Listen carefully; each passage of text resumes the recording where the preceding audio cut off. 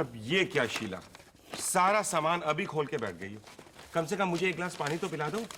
महल, वो सामने टेबल पर पानी रखा, जाकर ले लो। मिसेस बजाज की लिस्ट में से एक भी चीज रह गई ना तो उन्हें बहुत बुरा लगेगा। वैसे ही कितनी मुश्किल से परमिशन मिली हमें। कोई चीज नहीं रह गई। कपड़े तो सब तुमने खुद खरीदे, सब उसमें है, मैं जानता हूँ। रही इन चीजों की बात, ये मैं लेके आया, क्या चीज रह गई? मुझे तो ये लगता है कि इन सब चीजों को हाथ लगा के महसूस करके तुम्हें बहुत अच्छा लग रहा है। हाँ महल, मुझे ये सारी चीजें एक छोटे से मासूम बच्चे की तरह लग रही हैं। जानते हो, मेरे सेंसेस ये फीलिंग पहली बार मिल रही है उन्हें। हाँ हाँ, मुझे सब मालूम है। मुझे इतना भी मालूम है कि अब आपकी सेंसेस का मुझसे तो कोई ताल्लुक रहेगा नहीं। कैसी बातें कर रहे हो महल, ऐसा कभी हो सकता है क्या? देख लेंगे, वो वक्त आ रहा है, दूध का दूध पानी का पानी हो जाएगा। महल, मैं जानती थी तुम कुछ ना कुछ जरूर भूलोगे। क्या? प्रेम नहीं लाए ना? ओह माय गॉड, तुम भी तो मुझे याद दिला सकती थी ना, तुमने क्यों नहीं मुझे बोला? क्या महल, एकदम लापरवाह होते जा रहे हो तुम। ठीक है भाई मिस्टर महेंद्र मल्होत्रा, रेडी हो जाओ। माँ बेटे की गालियां सुनने के लिए हर रोज कोई ना कोई नई पनिशमेंट होगी। कभी ऊपर खड़े हो जाओ, कभी नीचे बैठ जाओ, कभी ये करो, कभी वो करो। मुझे तो अब इन चीजों की आदत डालनी होगी ना। महेश, अब तुम ही बताओ मैं क्या करूं? दो दो बच्चों को कैसे संभालूंगी मैं? एक तुम और एक हमारा आने वाला बेटा। Sachila, I am feeling so happy about it. जानती हो, सबसे पहले हमें जाके रंजना भाभी का शुक्रिया अदा करना चाहिए, क्योंकि आज जो कुछ हो रहा है सब उनकी वजह से। मुझे तो यकीन ही नहीं हो रहा है कि ये जो छोटा सा बच्चा आने वाला है ये मेरा अपना बेटा होगा। चलो, इसकी खुशी में एक कोई बात आपको नहीं, अब कुछ नहीं मिलने वाला। Okay okay.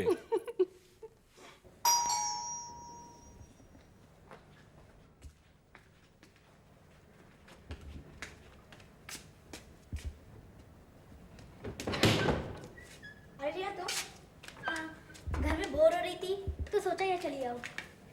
तो फिर तुम घर में रोज बोर नहीं हो सकती, ताकि तुम रोज यहाँ आ जाओ। रोज रोज किसी के घर जाना ठीक नहीं लगता। लेकिन जिसके घर तुम जा रही हो अगर उसे ठीक लगता है तो?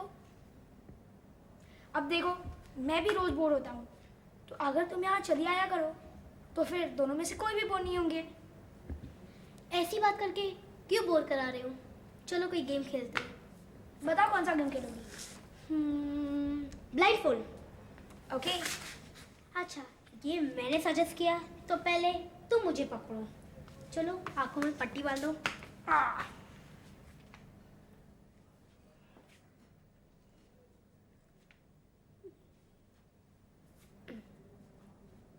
वेट।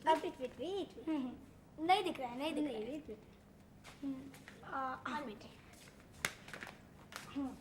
ओके।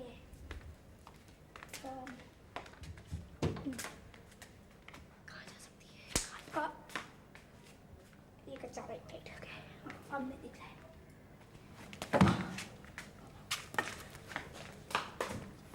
कहाँ है? अभी दिखा दो मुझे। पकड़ता हूँ। पकड़ी गई। अभी यहाँ से आ जा। हाँ, आजा। बहुत हो गया, बहुत भागी तू। अब देन दे ऊपर से। ये हाँ, दैट्स वेरी गुड।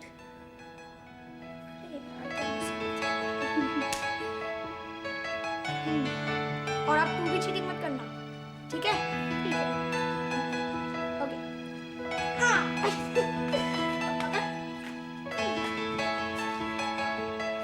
कोई बात नहीं। एक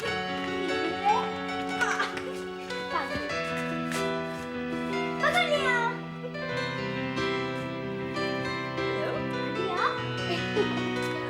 माँ जी, मैं आपके लिए एक बहुत अच्छी खबर लाई हूँ। करण के बारे में पता चला है? हाँ, उसके बारे में सब कुछ पता चला। कहाँ है? त्यागी के पास, और फिक्र करने की कोई जरूरत नहीं। तू उससे मिली थी? लेकिन ऋषभ ने मुझे उसके बारे में सब कुछ बता दिया है। लेकिन करण ने मुझे फोन क्यों नहीं किया? क्योंकि त्यागी के पास फोन नहीं है और त्यागी ने उसे बाहर जाने से मना कर दिया है। त्यागी पे इतना भरोसा करना सही है क्या? तू जानती है दोनों में कितनी दुश्मनी है। माँ जी, त्यागी ने करण को पनाह दी है क्योंकि वो ऋषभ का आदेश था और वो उस आदेश को पूरी ईमानदारी से निभाएगा। तुझे तो त्यागी पे भरोसा है ना? हाँ माँ जी।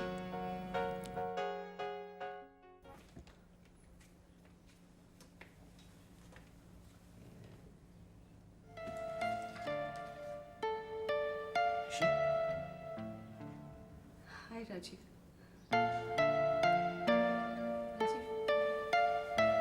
आज मैं तुमसे अपनी गलतियों की माफी मांगने आई हूँ।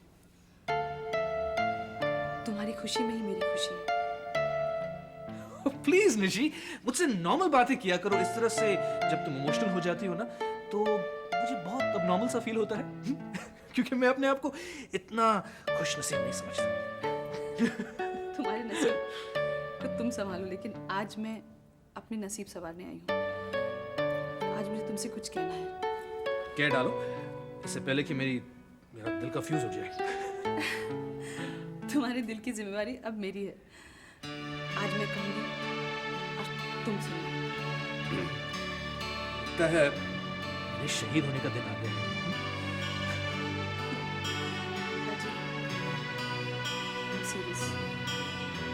मैंने तुम्हारे बारे में सोचा, अपने बारे में सोचा, और नतीजा ये हुआ कि I realized मेरी खुशियाँ तुम्हारे मोहताज हैं। शायद तुम इसे प्यार कह सकते हो।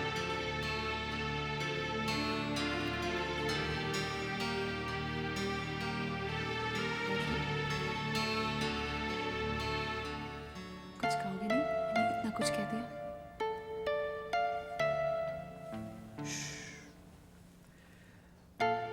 मेरा दोबारा जन्म हो रहा है। इस प्रोसेस में थोड़ा सा टाइम लगता है।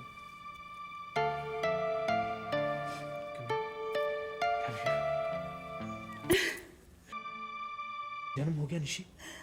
Love you too. I love you too।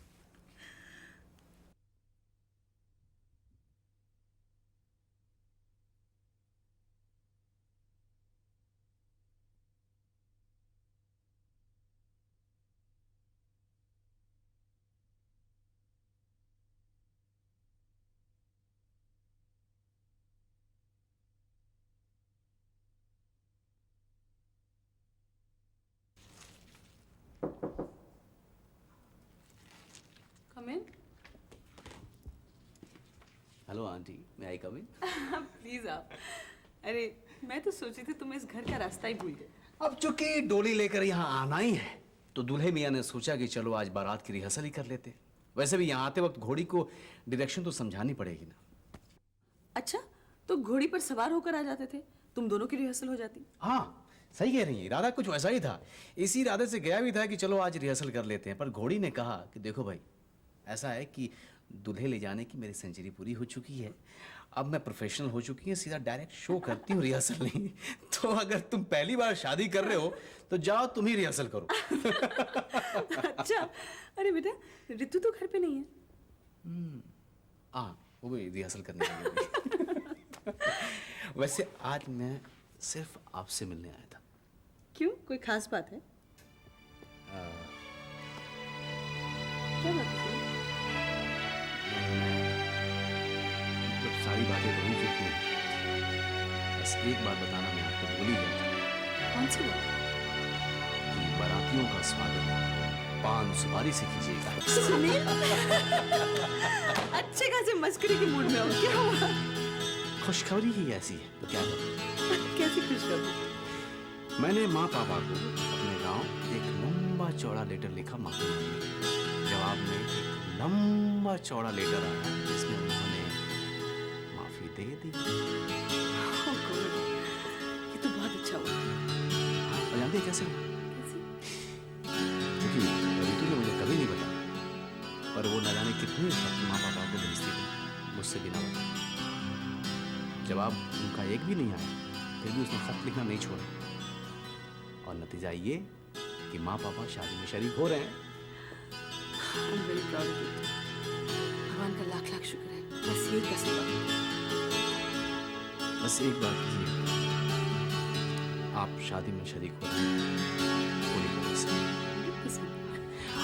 माँ बाबा जब आएंगे तो उनको संभालने की जिम्मेदारी है। ऑफ कोर्स बेटा, ये भी कोई कहने वाली बात है। और एक बात ये कि मेरी रिक्वेस्ट है कि मैं नहीं चाहता कि माँ बाबा का सामना हाथ में मैं अंकल से हो तो। डोंट वरी बेटा, सारी जिम्मेदारी मैं उठाऊंगी, लेकिन तुम्हें एक प्रॉमिस करूंगी, बोलिए। शादी के बाद तुम वैसे ही रहोगे जैसे शादी से पहले थे। तुम सबका ख्याल रखोगे, नीतू का, रितु का, महेन का, मेरा, सबका।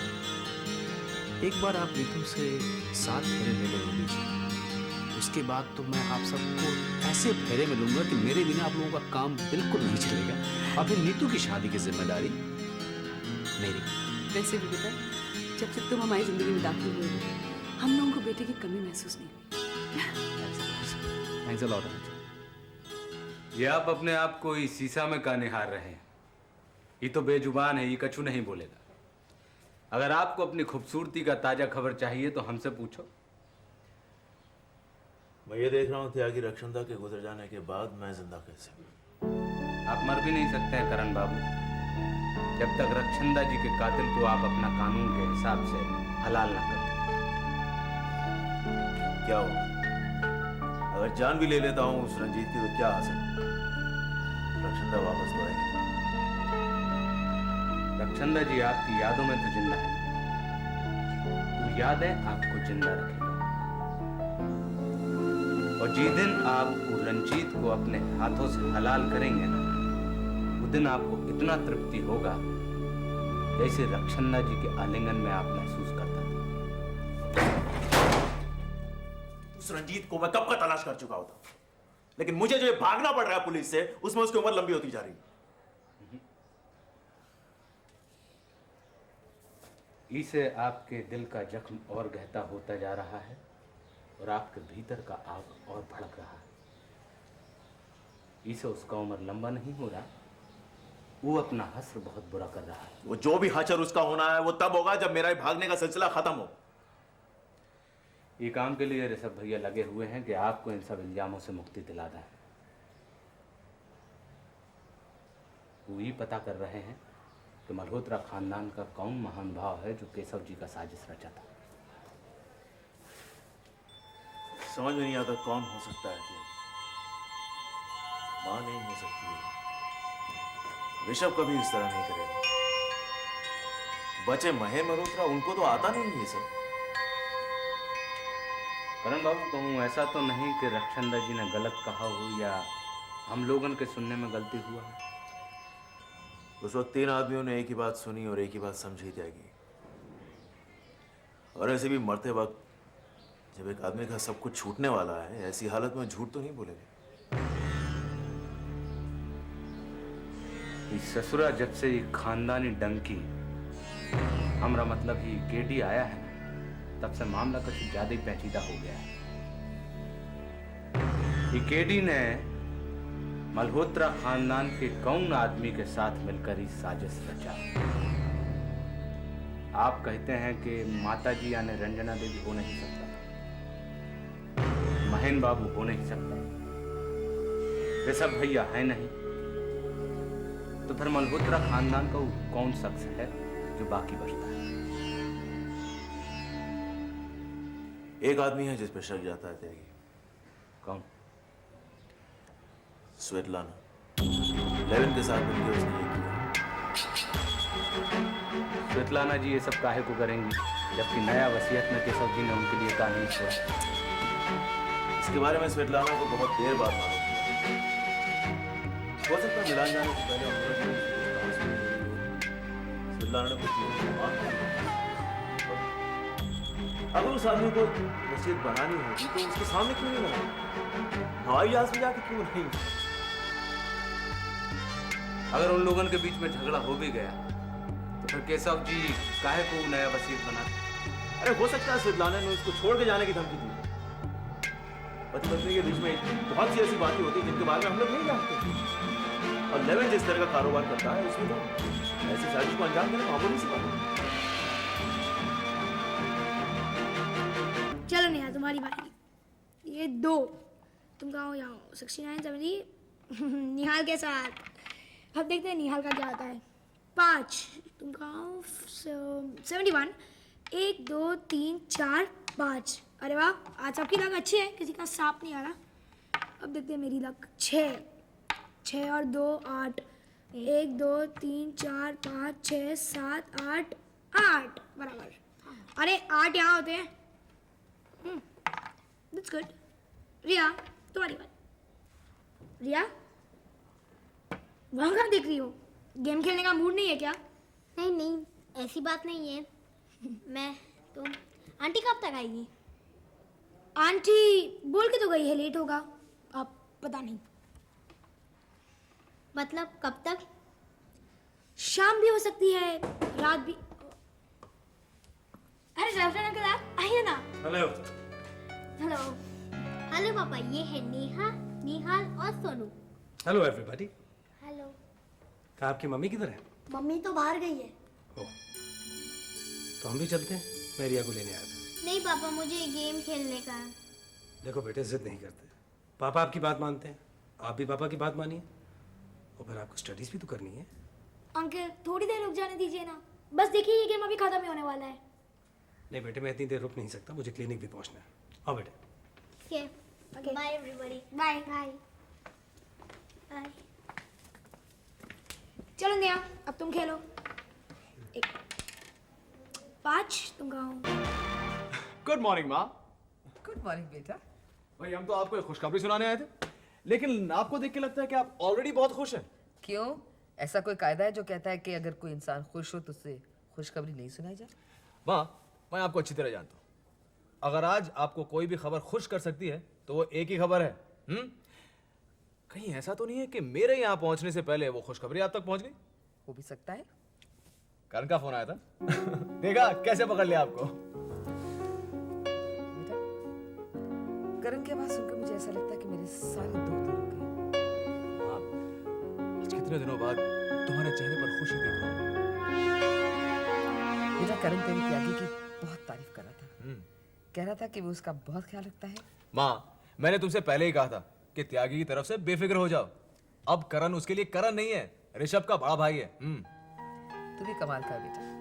नफरत करता है ना तो पूरे दिल से करता है, और प्यार करता है वो भी पूरे दिल से। वैसे तेरा वो त्यागी है ना, वो भी कम कमाल का नहीं है।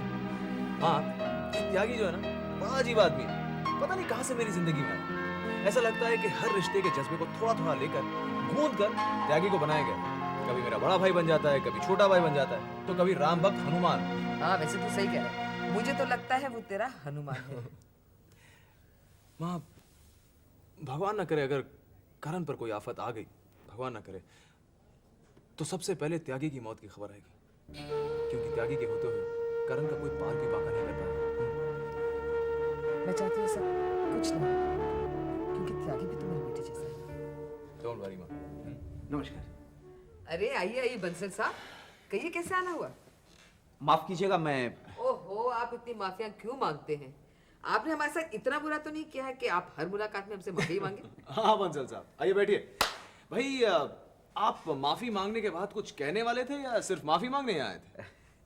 ऋषभ साहब, एक बहुत ही दिलचस्प खबर हाथ लगी है। मैंने सोचा कि देखिए, अब सोचना बंद करिए और जल्दी से ये जो है खबर हाथ से निकालिए, हमारे कान में डाल दीजिए। क्यों?